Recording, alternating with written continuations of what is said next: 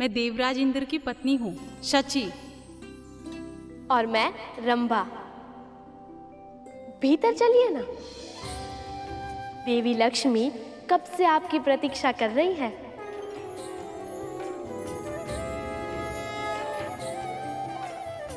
पर मैं कैसे? आप संकोच मत कीजिए, बस हमारे साथ आगे चलिए। चलिए भी।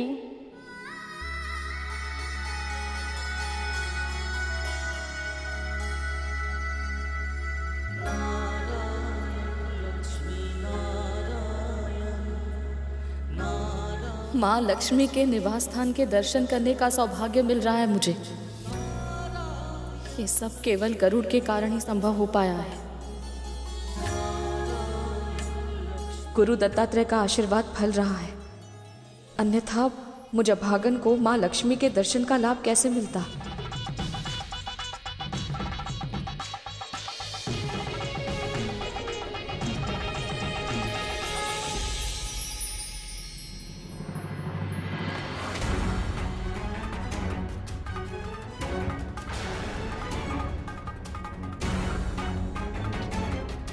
माँ,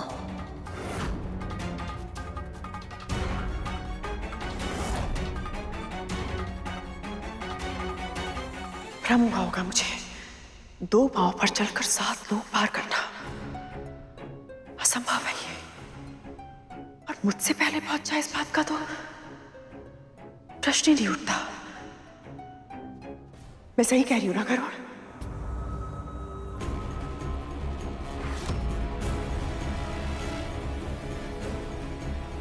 अपनी माँ को छोड़कर अपनी महारानी को ले आया। बड़ा स्वामिनी भक्त है तू। क्या हुआ? वैसे तो बहुत बोलता है तू, आज जीभ काट क्यों बन गई तेरी? क्योंकि मेरी माँ ने मुझे संस्कार और शिष्टाचार दोनों सिखाए दीदी। और मुझे आभास है कि मैं किसके द्वार के सामने खड़ा हूँ, मुझे क्या बोलना चाहिए और कितना बोलना चाहिए। चलता हूँ। आज्ञा दीजिए महारानी, वैकुंठ में प्रभु नारायण प्रतीक्षा कर रहे होंगे।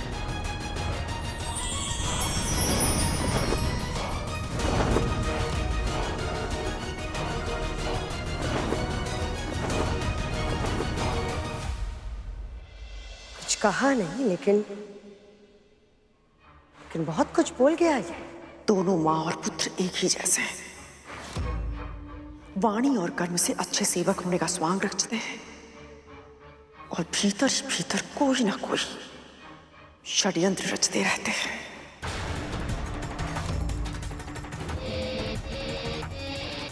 कदू, तुम्हारे चेहरे पर ये दाग इससे पहले भी दाग थे ना?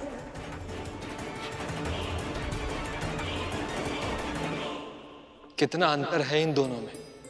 विंता माँ ने अपने मन के कोने कोने को स्वच्छ कर लिया, और यहाँ ये दोनों लक्ष्मी माँ की चौखट पर आकर भी झगड़ा कर रही है। नारायण नारायण, मैंने तो निमंत्रण भी नहीं दिया था, फिर भी असुर माता चली आई। न जाने माँ लक्ष्मी को इन अवांछित अतिथियों की उपस्थिति के बारे में जानकर कैसा लगेगा। आज उनके विवाह की पहली पूजा है और इसमें देवी तिथि का सम्मिलित होना शुभ संकेत नहीं है। क्या आपने निमंत्रित नहीं किया? कहीं ऐसा ना हो कि उनके भीतर का असुर तत्व उत्सव का वातावरण देखकर और भड़क जाए, बात इतनी अधिक बढ़ जाए कि दिति मां सच में मंथन छोड़कर चली जाए। यदि ऐसा हुआ तो अमृत देवताओं को कैसे मिलेगा देव ऋषि?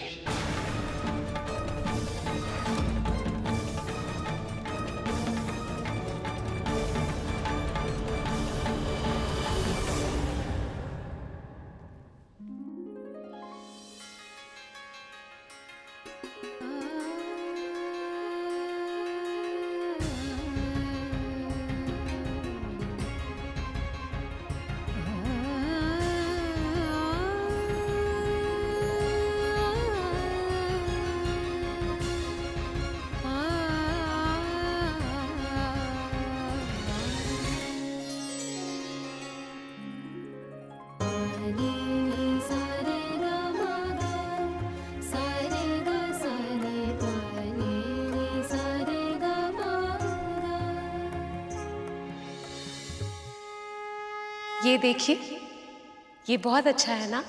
निसंदेह बहुत सुंदर है, पर इससे अधिक नहीं।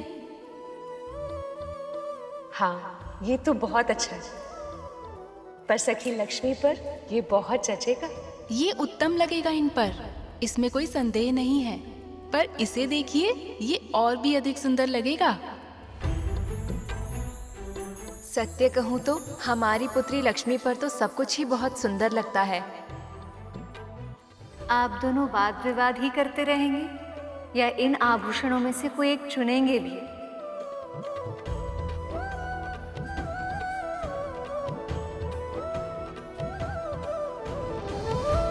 विंता,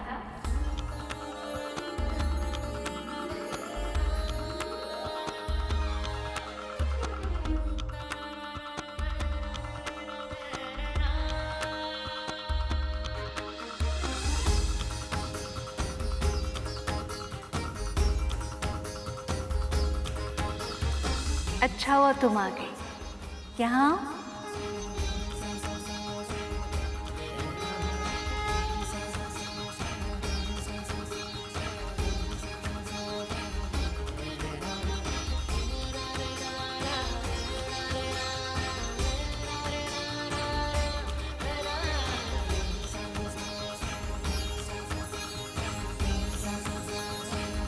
विंता, तुम बताओ ना, इनमें से कौन सा आभूषण पहनूं मैं?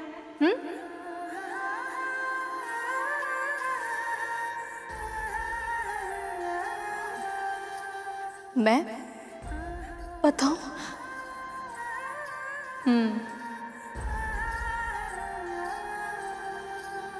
विवाह में आई हूं, कार्य तो करने पड़ेंगे। और सत्य कहो, तुम्हारा सुझाव मेरे लिए अधिक महत्व रखता है। देवी, ये क्या कह रही हैं आप? इसमें आश्चर्य ही क्या है? भगवान का सबसे सुंदर रूप एक भक्त की दृष्टि से ही देखा जा सकता है।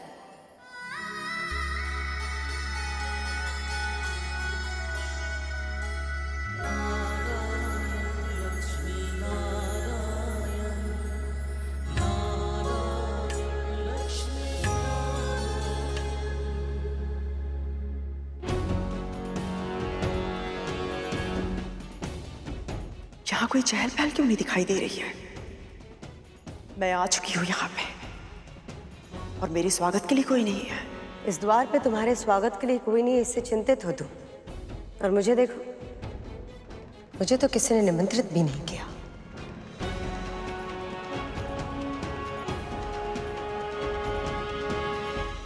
और फिर भी तुम यहाँ चली गई। कद्रू, अगर प्रश्न तुम्हारे पुत्रों की सुरक्षा का होता तो तुम भी यही करती। ये सत्य है कि मंथन के कारण देवताओं के साथ संधि हुई है हमारी, पर अभी भी संदेह समाप्त नहीं हुआ मेरा। ये सब मेरे पुत्रों के साथ षड्यंत्र करे, ये होते हुए नहीं देख सकती मैं। और वैसे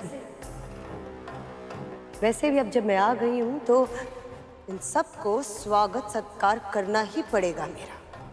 और स्वागत सत्कार है क्या कदम, मेरा महत्व इतना अधिक है कि आज अखंड ज्योत की रीत में देवी लक्ष्मी वही दिया जलाएंगी जो मैं भेंट करूंगी, क्योंकि मेरा दिया सबसे सुंदर है।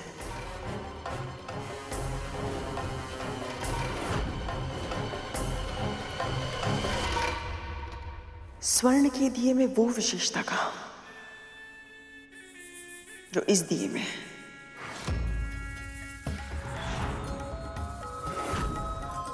देख लेना तुम,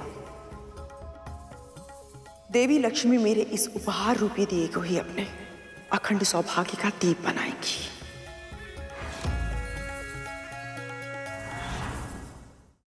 मुझे तो अब तक विश्वास नहीं हो रहा कि मैं आप सबके बीच हूँ।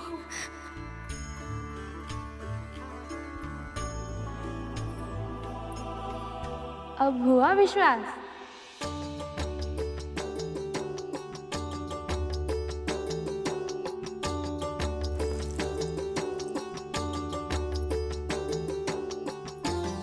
बड़े मूल्यवान आंसू हैं ये, इन्हें संभाल कर रखे।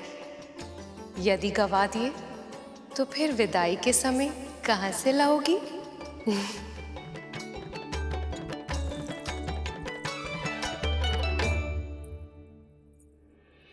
सत्यविंता, तुम्हारा मुस्कुराता हुआ मुख देखकर इतनी प्रसन्नता होती है। जानती हो, तुम्हारे पुत्र गरुड़ ने पहली भेंट में ही मेरा मन मोह लिया था। अब पता चला उसे ये विशेषता कहां से मिली। एकदम सत्य कहा आपने सखी। आपके पुत्र ने इस मंथन में साहस, धैर्य और सूझबूझ का अद्भुत परिचय दिया है। और पता है इससे क्या पता चलता है कि तुमने अपने पुत्र को कितने अच्छे संस्कार दिए हैं।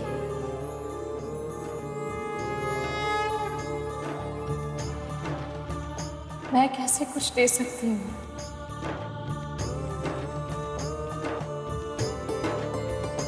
देने वाली तो आप हैं देवी। आप सबकी कृपा दृष्टि मेरे परिवार पर बनी रहे, और कुछ नहीं चाहिए मुझे।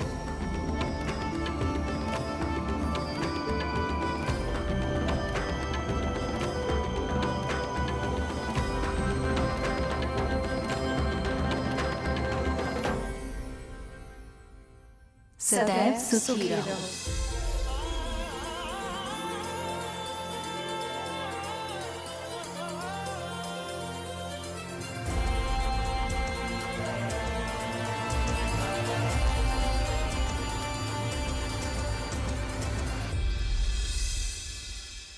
उठो विंता, ये विवाह संपन्न होने तक ऐसे ही हंसती मुस्कुराती रहो।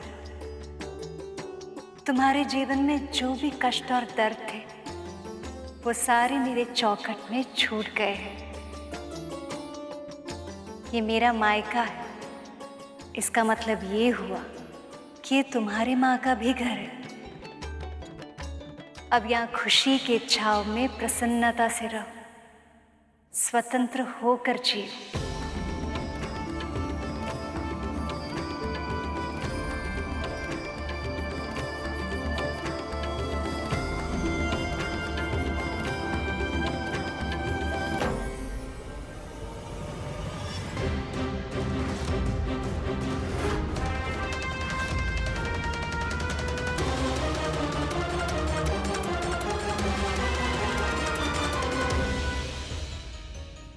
मूषक जी, तनिक शीघ्रता कीजिए, अन्यथा विलंब हो जाएगा। प्रयास तो कर रहा हूँ प्रभु, किंतु इससे अधिक वेग से नहीं चल पा रहा।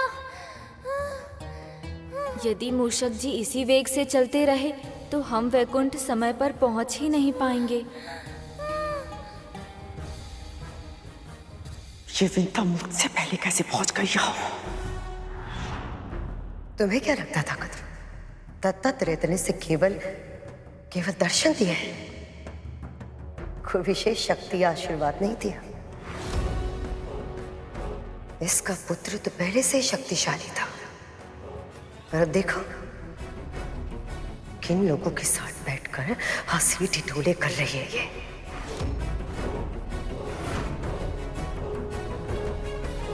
कद्रू, तुम्हें निमंत्रण तो मिला,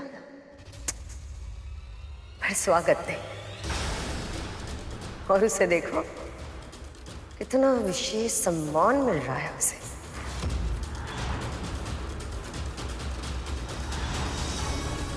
मुझे एक बात समझ में नहीं आती, यहाँ पर महारानी कौन है और दासी कौन?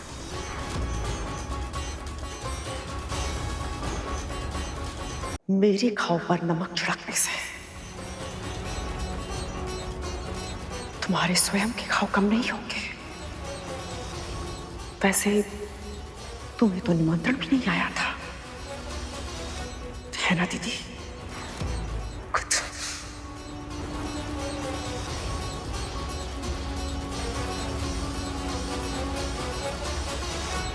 देवी,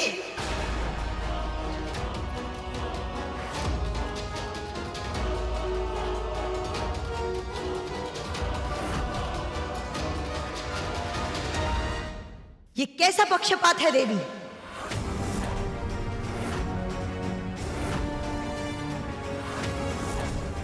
ये क्या कह रही हैं आप?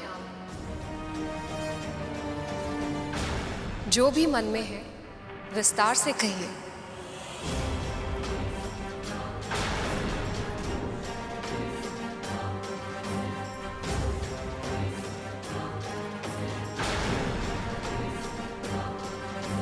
ऐसा कुछ भी नहीं है, ऐसा कुछ भी नहीं देवी जो आप नहीं जानती। जो कुछ हो रहा है आपके संकेत से ही हो रहा है। पर यदि फिर भी आप मुझसे कहलवाना चाहती हैं तो ठीक है, मैं यहां सबके सामने कह देती हूं। देवी लक्ष्मी और विष्णु ने संधि के नियम तोड़े हैं। हमेशा की तरह हम असुरों के साथ पक्षपात हुआ है। जब मंथन की आवश्यकता थी तो नारद कैसे हाथ छोड़कर पीछे पीछे चले आए, और आज दृष्टि चुराकर बिना निमंत्रण दिए चले गए। देव ऋषि, क्या ये सत्य है? जी प्रभु, मैंने जानबूझकर असुरों को आमंत्रित नहीं किया है।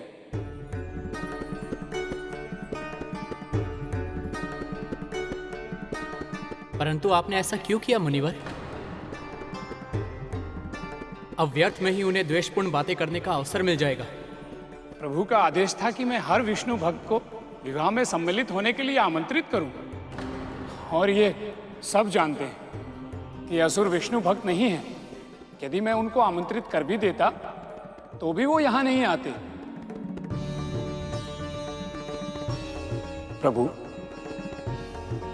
ये सत्य है कि आमंत्रण ना देकर मैंने असुरों का अनादर किया है, पर यदि आमंत्रण पाकर भी वो यहां नहीं आते तो ये आपका अनादर होता। और एक भक्त होने के नाते मैं आपका अनादर होते हुए नहीं देख सकता था प्रभु।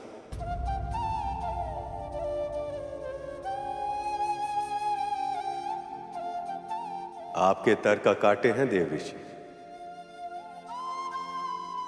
किंतु बिना निमंत्रण के देवी दिति लक्ष्मी के पास पहुंच गई और वहां उत्सव के वातावरण कड़वाहट घोल रही हैं।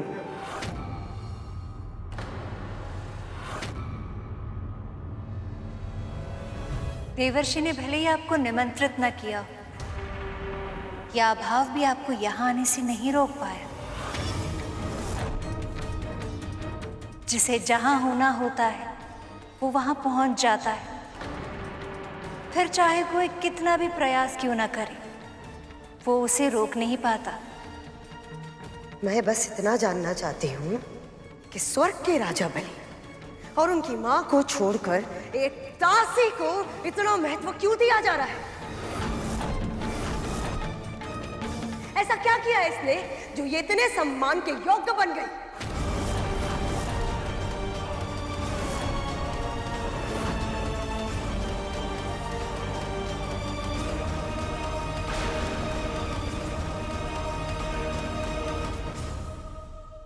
कैलाश, इसका अर्थ है यदि हम इतनी ही मंद गति से चलते रहे तो मेरे पहुंचने से पहले ही विवाह संपन्न हो जाएगा। रुकिए मूषक जी।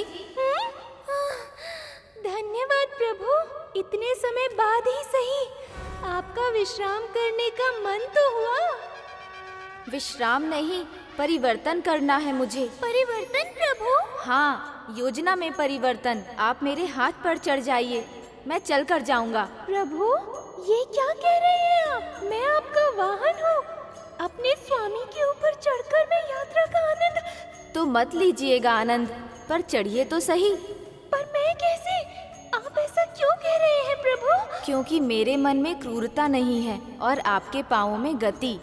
आपकी बात मानी तो विवाह का आनंद लेने से चूक जाऊंगा। वहाँ मामा श्री विष्णु प्रतीक्षा कर रहे होंगे और मामी श्री भी तो मेरे आगे दिया जलाने के लिए तैयारी कर रही होंगी। अब चलिए, चढ़िए मेरे हाथ पर।